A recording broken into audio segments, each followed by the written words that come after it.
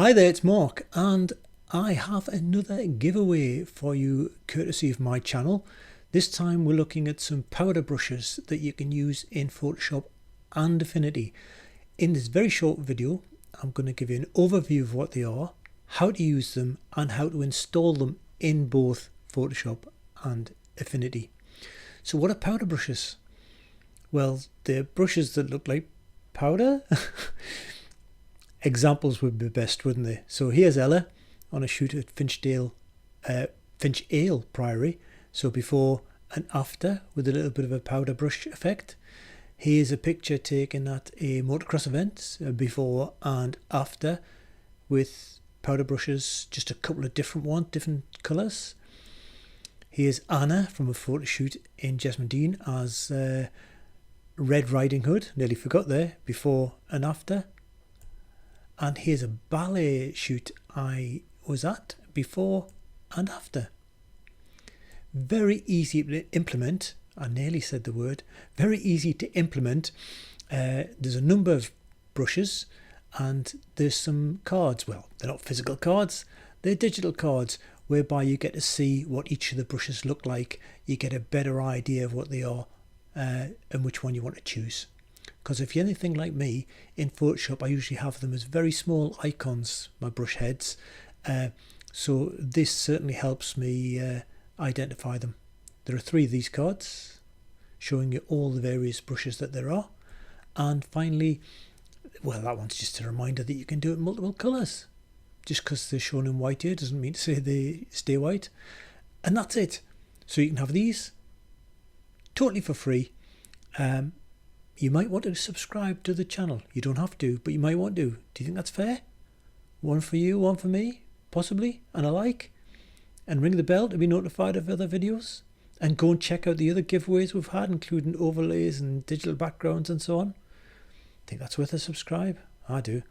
Anyway, I'm going to get myself off the screen here and I'm going to pop into Photoshop and I'm going to show you how to install these. See you very shortly.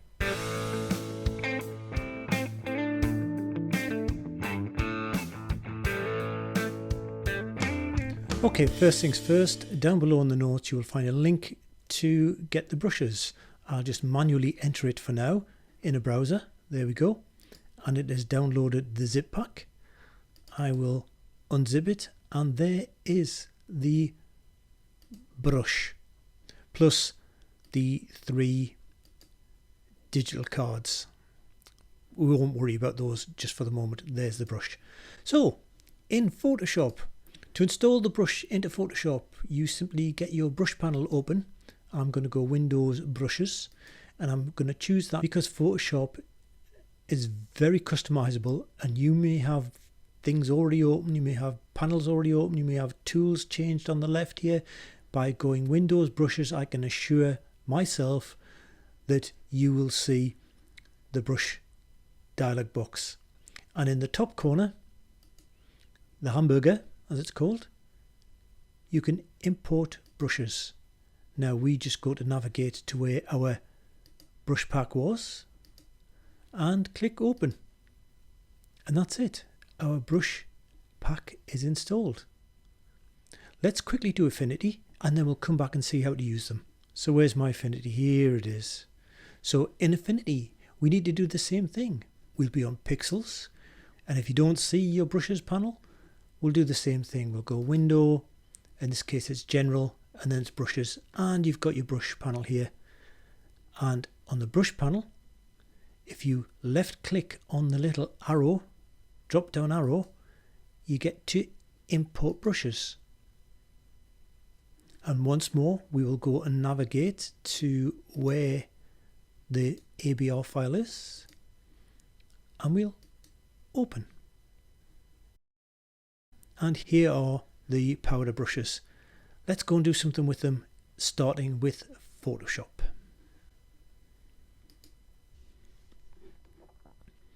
The principle is very easy.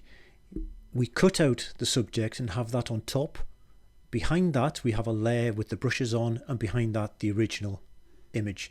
So let us hit our W key in Photoshop, which gives us our selection tool, and we won't worry about which tool. We will just go and choose select subject. It should do a reasonable job for us, and there it has. So what I want to do now is make a cutout of that. So just Command J on a Mac or Control J on a PC, and there's our cutout. If I switch that off, you can see we've got quite a reasonable cutout. So this layer's on top, that's behind. We want a layer in between to brush on. So with my background selected, I'm just going to click my plus icon for a new layer. And because this is a demo video, for the avoidance of doubt, I'm going to rename this to brush layer. So we've got nothing on it at the moment. Let's go and pick a brush. So I'm going to pick quite an explosive brush, brush 21, which is quite big, as you can see. They come quite large. You can adjust the size here, but I'm going to leave it kind of that size. What color do I want it? I'm going to match some of the colors in the ground initially. So let's hold my Option key down, or Alt key on a PC, and get my picker. And I'm going to pick something around that brown color. And then I'm just going to go and blot that in there. And there is your powder brush. You can brush on top or on separate layers. Let's put another color on top, shall we? Let's go with a, I was going to say let's go with a different brush, but I might as well stick with this brush and show you another feature of brushes, which is if you press your right hand arrow key, you can rotate a brush. If you hold on the Shift key while you do it, it goes in bigger jumps. So I'll go for that, and I'm actually going to bring the size of it down using the slider. Went a bit too far, I think, probably about there. Actually, I'll leave it on screen and do this. Right hand bracket key, put it there, and change the color, possibly something a bit darker. Again, I'll pick a color from the screen. I'm just going to go for this dark wood here and hold my Option key or Alt key on a PC and click, and then just put that in there like that. And there you are. It's as simple as that. Let's have a quick look at Affinity now. So here we are in Affinity, and I can't profess to be an expert in Affinity, so this isn't a tutorial on how to use Affinity. However, I've isolated the rider on one layer. I've got my empty layer in the middle, and I've got my background layer. If I switch those off, you'll see the isolated rider. And look how bad that selection is. Do you want to know why that selection is bad? I shall tell you. I rarely use Affinity. This is one of the few times. So I went to this brand new version, the free version, and I selected the object selection tool, and this popped up. The use of this machine learning feature requires Apple Silicon. So even though I'm running on a Retina 5K iMac with oodles and oodles of memory, and it doesn't struggle with anything, I can't use this feature because it's not Apple Silicon, which I was a bit disappointed with. But then, as I said, I don't really use Affinity. Same principle as with Photoshop. We'll pick the middle layer, which is a blank layer. We go to our brushes and we will select a brush. So let us select a similar brush to last time. We'll go with this one. And there, the default color is black. I'm just going to leave it black, or I could come down here and change it, and I'm just going to turn it using the same as we did with Photoshop, which is my arrow key, and I'm just going to put in there, and there you go.